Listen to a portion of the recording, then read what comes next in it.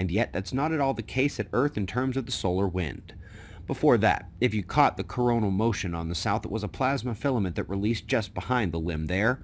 Most of it slid back down. The solar wind got interesting yesterday here at our planet. There was a spike in plasma density, yellow, and then it was immediately followed by surges in plasma speed and temperature. This is the coronal hole stream from the now turned away coronal hole we've been seeing on the south. The density spikes first because the faster coronal hole stream bunches up slower solar wind out ahead of it like snow on the blade of a shovel. So we get that density hit and then a less dense, faster, hotter solar wind stream from the coronal hole. It was only a moderately strong stream, and so minor geomagnetic instability is all we took during the event.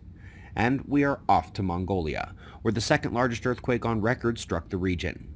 The largest on record was a 6.9 back in the year 1950, and while this was widely felt on both sides of the border, there are no reports of injuries or major damage. As many of you know, especially those who live inside this area, records fell in the United States, but they really can't compare to the situation in Japan, where winter has been an incredible assault, and there's another event ongoing with more on the way. If you missed Dr. Robitaille's latest at the Sky Scholar channel earlier this week, it is a good one. Not only a good refresher on some of the best visual evidence of a solar surface, but a good explanation of why scientists should already have realized there's a major problem with their models. Do you remember a couple of weeks ago when the story broke about how we're actually closer to the galactic center than we thought? Apparently that was just our appetizer. New measurements show the Brick, one of the most famous molecular clouds in the galaxy, is less than 23,500 light-years away from us. This is critical because it was thought to be less than 200 light-years from the galactic center, which even at its new, closer distance from us of 25,800 light-years away, presents a big problem. We now have an even bigger adjustment than the previous one on the galactic center distance, and at this rate by July they'll be telling us we're inside the galactic nucleus. I'm hoping that instead they could just finally realize how much of astronomy needs to be rewritten. Up next, folks, this is going to make the rounds heavily in the coming days, the unusual, massive, multi-year, unusual mortality event due to gray whale strandings, beachings.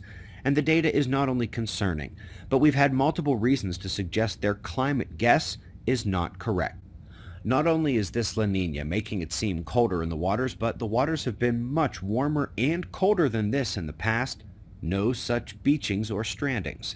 However, we know that geomagnetic indices and atmospheric radio responses can disrupt gray whales. This was one of the biggest stories from earlier last year, and that means they are vulnerable to both solar storms and the weakening magnetic field of the planet. This magnetic change not only messes with their navigation, but it messes with their food. And something else messing with their food is the light.